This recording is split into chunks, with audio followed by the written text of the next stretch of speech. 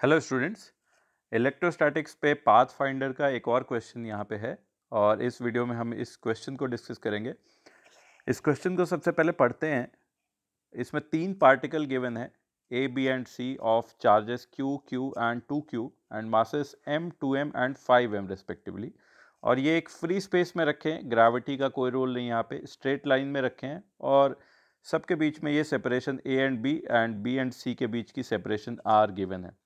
इनको सबको रेस्ट की कंडीशन से एक साथ ही छोड़ा गया, मतलब पहले पकड़ के रखा गया था मान लो ऐसा, और रेस्ट पे थे इस तरह से और छोड़ दिया गया। तो ऑब्वियसली अब अपने म्यूचुअल रिपल्शंस की वजह से ये मूव करना स्टार्ट कर देंगे और धीरे धीरे धीरे जैसे जैसे दूर होते जाएंगे वो फोर्स भी क्या होगी, कम होती जाएगी। ठीक है, बट फोर्स जब तक लग रही है तब तक ये एक्सेलरेट होते रहेंगे और फिर जब एक दूसरे से इनफाइनाइट सेपरेशन पे पहुंच जाएंगे, जहाँ पे एक दूसरे पे लगाने वाला फोर्स जो होगा उनका वो कांस्टेंट ज़ीरो हो जाएगा, तो उस कंडीशन में इनकी वेलोसिटीज़ क्या हो जाएंगी, वो कुछ कांस्टेंट हो जाएंगी। तो वो क्या क्या वेलोसिटीज़ हैं ए बी एंड सी की, ये निकालने को पूछा गया है ना। तो अब यहाँ पे अगर हम इनिशियल एंड फाइनल कंडीशंस की बात करें तो इनिशियल कंडीशन में हमें पता है कि क्या सिचुएशन है। किसी भी पार्टिकल के पास कोई काइनेटिक एनर्जी नहीं है, बट इस सिस्टम के पास एक पोटेंशियल एनर्जी है ना। Electrostatic potential energy of the system जो है वो कुछ है। और जब फाइनल में एक दूसरे से इनफाइनाइटली सेपरेट हो जाते हैं तो वो सिस्टम के पास कोई पोटेंशियल एनर्जी नहीं रह जाती, सारी की सारी पोटेंशियल एनर्जी हमारी काइनेटिक एनर्जी के फॉर्म में चेंज हो जाती है। तो यहाँ से हमें एक आइडिया लग रहा है कि एक इक्वेशन तो, पहली इक्वेशन जो हमें यूज़ करनी चाहिए इस क्वेश्चन को सॉल्व करने के लिए, that should be conservation of mechanical energy. एक तो यहाँ से हमें यूज़ कर लेना चाहिए। और दूसरा अगर सोचोगे कि कोई और इक्वेशन क्या लगा सकते हैं, तो कॉन्जर्वेशन का ही एक और हम लगा सकते हैं रूल, कॉन्जर्वेशन प्रिंसिपल एक और हम लगा सकते हैं। वो कैसा? मोमेंटम कॉन्जर्वेशन लगा सकते हैं, क्योंकि इस सिस्टम के अंदर जो भी फोर्सेज हैं सिस्टम के बाहर से नहीं लग रही, मतलब ग्रेविटेशन है नहीं। और अगर ए बी सी तीनों को मिला के एक सिस्टम में ऐसे कंसिडर कर लूँ, तो इस सिस्टम के अंदर वाली ही फोर्सेज हैं, इंटरनल फोर्सेज ही लग रही हैं, मतलब ए बी पे लगा रहा है, बी सी पे लगा रहा है एंड सो ऑन। वो सारी electrostatic forces are internal forces. तो नेट एक्सटर्नल फोर्स अगर जीरो हुआ, एफ नेट अगर जीरो हुआ एक्सटर्नल, तो इसका मतलब सिस्टम का मोमेंटम भी क्या होना चाहिए, कंजर्व। तो एक इक्वेशन तो यहाँ से भी हमारे पास आ रही है कि हम नेट फोर्स क्या कर दें, ज़ीरो मानते हुए सिस्टम का टोटल मोमेंटम इनिशियल और फाइनल सेम कर दें। तो दूसरी इक्वेशन जो हमें यूज़ करने को मिल जाएगी वो हो जाएगी कॉन्जर्वेशन ऑफ लीनियर मोमेंटम। क्या कोई तीसरी चीज़ के बारे में कुछ सोच सकते हो कि कुछ और यहाँ पे लगाया जा सकता है? मेरे ख्याल से नहीं, कुछ कुछ नहीं सोचने को मिलेगा। अगर कंजर्वेशन ऑफ एंगुलर मोमेंटम सोचोगे तो चूंकि किसी भी पार्टिकल का जो मोशन हो रहा है वो देखोगे तो स्ट्रेट लाइन पाथ पे हो रहा है, तो एंगुलर मोमेंटम वाली इक्वेशन से भी कुछ मिलना नहीं है, वो हमेशा ज़ीरो इक्वल टू ज़ीरो बता देगी, तो कुछ और तो मिलना नहीं है इसमें। ठीक है, तो इन्हीं दो के साथ अगर प्रोसीड करें तो जैसे यहाँ पे मासेस वगैरह सब एक साथ लिख लेते हैं। ए का मास है m और ए की वेलोसिटी, इनिशियल वेलोसिटी तो ज़ीरो है, ए पे चार्ज जो है वो q है। बी का मास है 2m और इस पे चार्ज जो है वो q के बराबर है। और सी का जो मास है वो 5m है और सी पे जो चार्ज है दैट इज 2q। ये सारा हमने लिख लिया यहाँ पे। ठीक है, और इनिशियल कंडीशन में तीन के तीनों रेस्ट पे हैं। फाइनल कंडीशन में ए बी सी की वेलोसिटी अगर मैं लेट कर लूँ, कुछ है, लेट से वेलोसिटी ऑफ ए फाइनल, जब वो एक दूसरे से इनफाइनाइट सेपरेशन पे पहुंच जाए, तो वो मान लो ए की v1 हो गई, बी की मान लो फाइनल वेलोसिटी v2 हो गई एंड सी की फाइनल वेलोसिटी लेट से v3 हो गई। साइन कन्वेंशन वही स्टैंडर्ड यूज कर रहे हैं, राइट वर्ड डायरेक्शन को पॉजिटिव लेते हुए। ठीक है, तो पहली इक्वेशन हमारे पास कंजर्वेशन ऑफ मैकेनिकल एनर्जी से देखो क्या आएगी।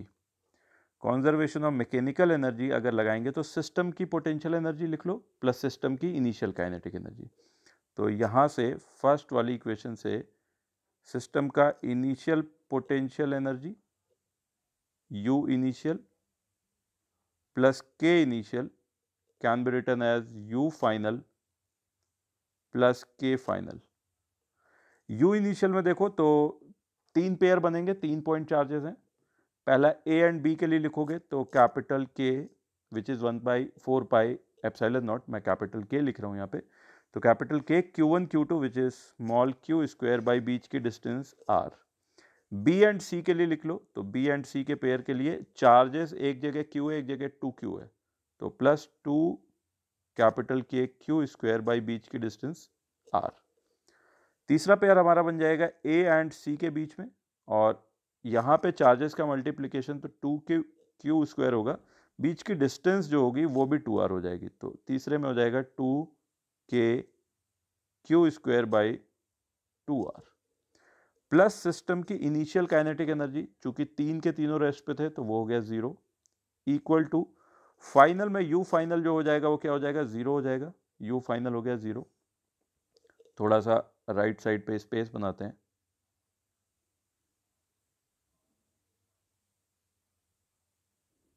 तो फाइनल की अब एनर्जी लिखें, काइनेटिक एनर्जी, तो ए की काइनेटिक एनर्जी हो गई हाफ एम v1 स्क्वायर,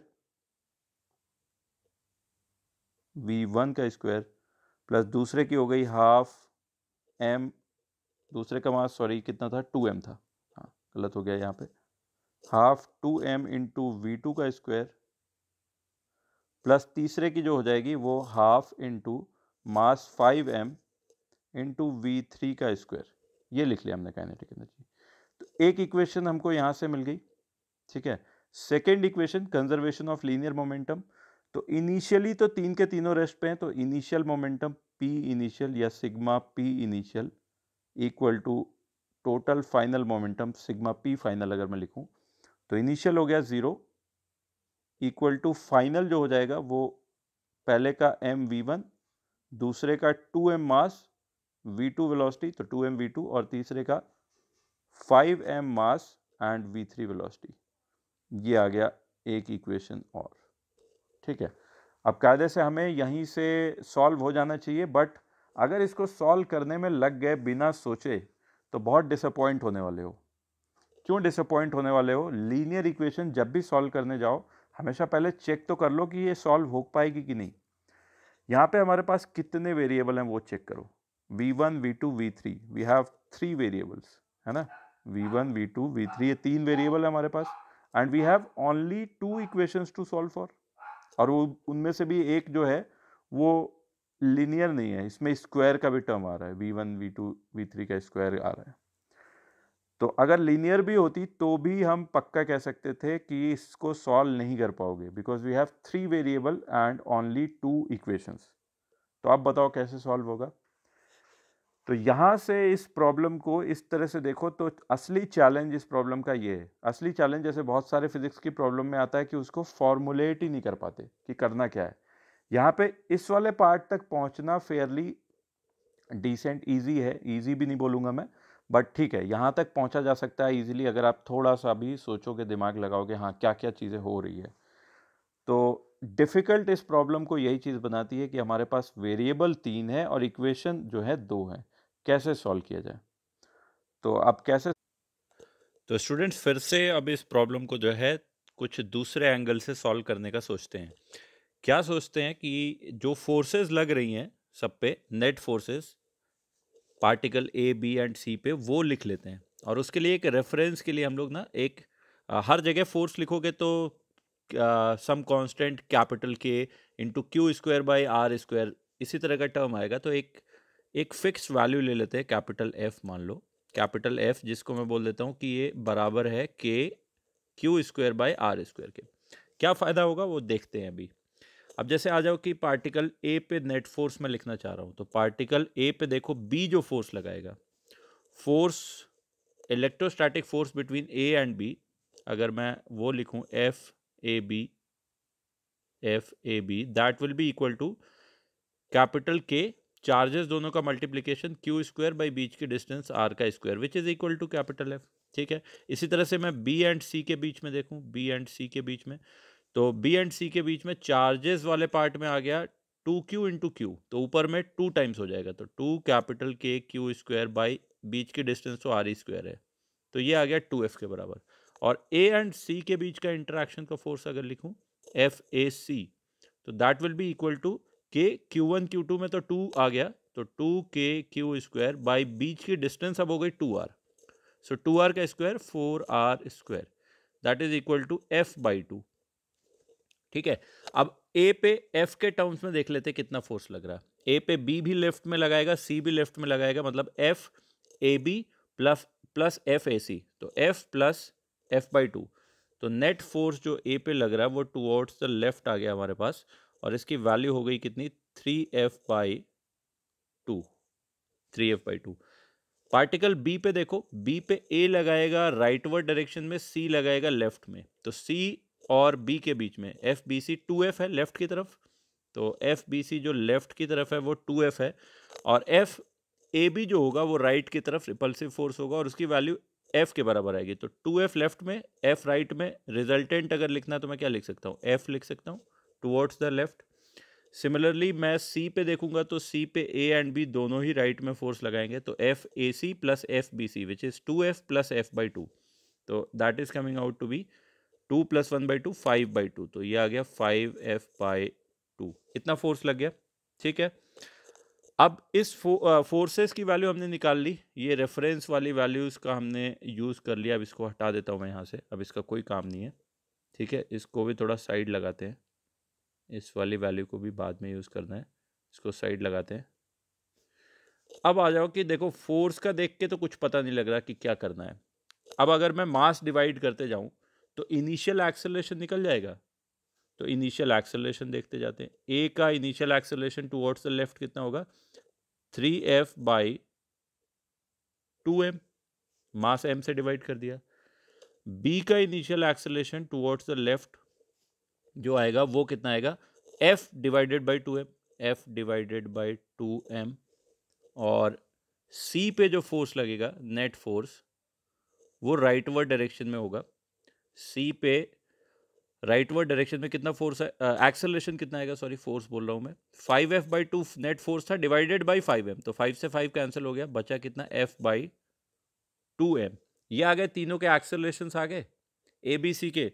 अच्छा, इसको देख के कुछ लग रहा है क्या, कुछ पता लग रहा है? नहीं पता लग रहा है अभी भी, मतलब कुछ खास नहीं, unless we keep our observer at B. हमने बी को अगर ऑब्जर्वर बना लिया या मोशन को हम लोग विद रिस्पेक्ट टू बी देखना चालू कर दिए, तब क्या होगा देखो। अच्छा, जिसको हमने ऑब्जर्वर बनाया उसकी एक्सेलरेशन तो जीरो हो गई, that means acceleration of B is zero. ठीक है, ए बी की वैल्यू हो गई जीरो। ठीक है, सब कुछ हम विद रिस्पेक्ट टू बी कर रहे हैं, तो जैसे ए का एक्सेलरेशन अब हम क्या लिखेंगे, acceleration of A with respect to B लिखेंगे, and that is equal to acceleration of A minus acceleration of B, ऐसा ही लिखेंगे। तो ए का एक्सेलरेशन 3F/2m है, बी का एक्सेलरेशन F/2m है, सब्ट्रैक्ट कर दो कितना आ जाएगा 3/2 minus 1/2, that is equal to 1। So ये आ गया बी का एक्सेलरेशन टुवर्ड्स द लेफ्ट, और वैल्यू कितनी आ गई F/m। ये हो गया रिलेटिव एक्सेलरेशन, है ना, acceleration of B with respect to A. अच्छा, सी का एक्सेलरेशन इसी तरह से निकालो विद रिस्पेक्ट टू बी, तो सी का एक्सेलरेशन F/2m माइनस बी का एक्सेलरेशन।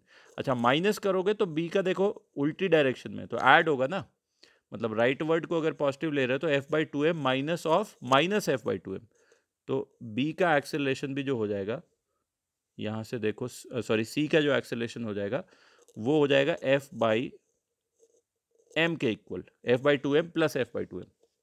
अब यहाँ से देखना चालू करो तो एक बड़ी मज़ेदार चीज़ निकल के आ रही है कि अगर ऑब्जर्वर कोई बी पे बैठा है तो बी पे बैठा ऑब्जर्वर ये देख रहा है कि जो है ए का एक्सेलरेशन, यहाँ पे ए लिखना चाहिए था मुझे, अच्छा हाँ विद रिस्पेक्ट टू बी था, वो क्यों मिटा दिया मैंने, विद रिस्पेक्ट टू बी है ये चीज़। ठीक है, तो अगर बी पे बैठा ऑब्जर्वर देख रहा है तो देख रहा है कि ए जो है F/m के एक्सेलरेशन से लेफ्ट में जा रहा है और C जो है F/m के एक्सेलरेशन से राइट में जा रहा है, और चूंकि दोनों रेस्ट से मोशन स्टार्ट करते हैं तो ये बोला जा सकता है कि किसी भी टाइम पे आगे चलते चले जाओ, इनके बीच की डिस्टेंस भी सेम बनी रहेंगी क्या हमेशा।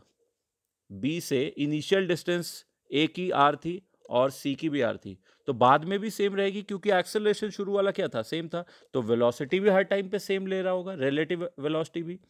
तो अगर रिलेटिव वेलोसिटी भी सेम ले रहा होगा तो इसका मतलब A with respect to B जितना लेफ्ट में जा रहा होगा, सी राइट में उतना ही विद रिस्पेक्ट टू बी जा रहा होगा, तो बीच की डिस्टेंसेस भी सेम रहेंगी, तो ये रिलेशन मेंटेन रहेगा।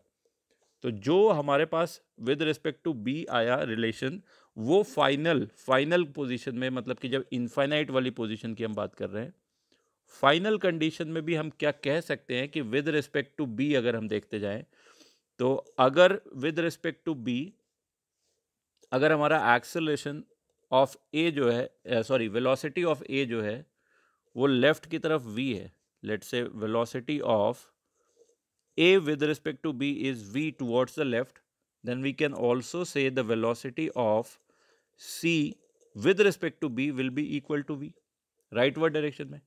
और ये सारा मोशन किसके रेस्पेक्ट में हो रहा है, अभी b के रेस्पेक्ट में, ठीक है। अब आ जाते हैं, ये तो हमारा सारा काम हो रहा है किसके रेस्पेक्ट में, with respect to ground, with respect to B चल रहा है, विद रिस्पेक्ट टू बी सब हमारी कहानी हो रही है। आ जाते हैं अब ग्राउंड के रेस्पेक्ट में, with respect to ground. Ground के रेस्पेक्ट में अगर हम लिखना चालू करें, तो मान लो ग्राउंड की वेलोसिटी जो है, सॉरी बी की वेलोसिटी जो है एक्चुअल में ग्राउंड के रेस्पेक्ट में लेट से राइटवर्ड की डायरेक्शन में यू है, ठीक है। तो अब वेलोसिटी ऑफ ए कितना लिखोगे, velocity of A can be written as velocity of A with respect to B plus velocity of B, ठीक है। तो velocity of A with respect to B, ये वाला पार्ट तो लेफ्ट की तरफ v था, और वी बी जो हो गया वो राइट की तरफ u है। तो अगर मैं राइट की डायरेक्शन में ही ग्राउंड के रेस्पेक्ट में लिखूंगा तो कितना हो जाएगा u, और ये वी ए बी वाला पार्ट अब माइनस साइन के साथ लिखूंगा क्योंकि लेफ्ट में था, राइट में लिखना है तो माइनस साइन के साथ। तो मैं ऐसे लिख सकता हूँ विद रिस्पेक्ट टू ग्राउंड ए की वेलोसिटी कितनी हो गई, u माइनस वी। अच्छा, सिमिलरली मैं यहाँ पे आ जाता हूँ c के लिए। ये कहानी हमारी चल रही है अभी ए की, ये चल रही है बी की, ये हो गई सी की बात। सी का बिल्कुल उसी तरह से हो जाएगा, V C can be written as V A C plus V C plus V B, sorry A C नहीं, V A B plus V B, ठीक है। वी बी यू है और V velocity of C with respect to B, V C B वो V है right में, तो दोनों ही राइट में जुड़ जाएंगे, तो इनके मैग्नीट्यूड्स भी जुड़ जाएंगे इस तरह से। तो ग्राउंड के रेस्पेक्ट में सी की वेलोसिटी कितनी आ गई, u प्लस वी आ गई। अब ये सारी कहानी करने का हमारा फायदा क्या हुआ कि हमने ये 3 वेरिएबल की जगह उठा के हमने 2 वेरिएबल में बस रख लिया। अब 2 वेरिएबल में रख लिया तो अब पहली इक्वेशन मोमेंटम कंजर्वेशन की लगा दो। Momentum conservation sigma P initial equal to sigma P final, एक इक्वेशन यहां से लिखो। तो इनिशियल तो पता ही है सबका 0 है, तो इनिशियल इज 0। फाइनल में देखते जाओ, तो ए का mass m, velocity u minus v, फिर b का मास कितना था एक बार देख लेते हैं, b का मास 2m था, ठीक है, b का मास 2m। सो b का मास 2m, वेलोसिटी इसकी हो गई u प्लस c का मास 5m और वेलोसिटी हो गई u प्लस v, ठीक है। m तो हर जगह से उड़ा दो, उधर सामने 0 है। u वाले टर्म देख लो कितने आ रहे हैं, तो एक प्लस u यहाँ पे आ रहा है और एक 5u इधर आ रहा है, तो 5 प्लस 1 6u, तो 6u, अच्छा ये भी एक है 2, तो 8u बन रहा है यहाँ पे, 8u बन गया। v वाले टर्म में देखो माइनस v यहाँ पे बन रहा है और प्लस 4v यहाँ पे बन रहा है, माइनस v यहाँ पे बन रहा है, प्लस 5v यहाँ पे बन रहा है, तो नेट में कितना गया, प्लस 4v चला गया, इक्वल टू 0। यहाँ से हम लोग लिख सकते हैं v की वैल्यू किसके equal, v equal to minus 2u। अच्छा, उससे अब हम किसी एक ही वेरिएबल में कन्वर्ट कर लें ए बी सी की वेलोसिटी, तो ए की वेलोसिटी, बी की वेलोसिटी एंड सी की velocity with respect to ground in terms of u लिखें, तो देखो हमें बी का तो पता है ही, बी की वेलोसिटी कितनी है, यू है। ए की वेलोसिटी हमने मानी थी कितनी, u माइनस वी राइट के डायरेक्शन में, ठीक है, u माइनस वी, v की वैल्यू उठा के रखो 2u, तो u minus minus 2u that is equal to 3u।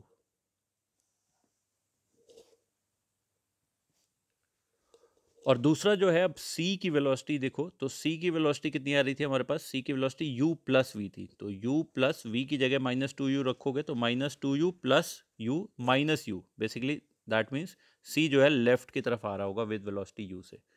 तो a b c तीनों की वेलोसिटीज आ गई, ठीक है, एक बार हमारे पास। और अब हमें final conservation of mechanical energy वाली इक्वेशन लिख देनी चाहिए, जिसमें एक बार देख लेते हैं, हमने पहले ही कर लिया था ये चीज़। हाँ, यहाँ पे देखो, ये इनिशियल वाली कंडीशन पे, इस वाली कंडीशन पे हमें पता है कि टोटल में जो पोटेंशियल एनर्जी आ रहा था वो कितना आ रहा था, 2 + 1 3 + 1 4 टाइम्स kq²/r। तो ये टोटल इनिशियल मैकेनिकल एनर्जी हो गई,